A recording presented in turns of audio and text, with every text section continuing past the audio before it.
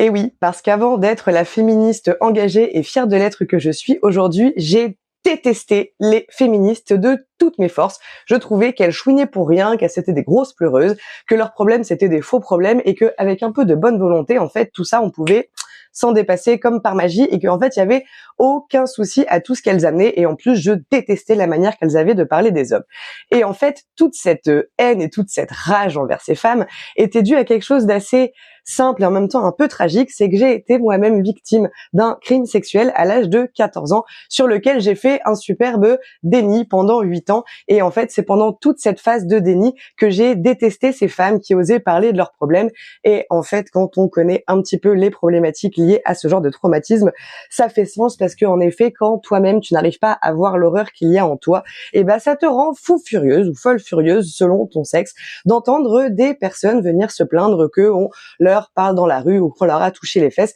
parce qu'en effet, comme toi, tu as vécu un truc beaucoup plus grave mais que tu n'arrives pas à le voir, eh bien forcément, tu as l'impression qu'elles se plaignent pour rien. Donc, il y a eu toute cette phase de déni et de haine envers le féminisme qui m'a permis certes de construire un champ de réflexion très critique que j'utilise aujourd'hui, mais qui m'a surtout porté atteinte en tant que femme.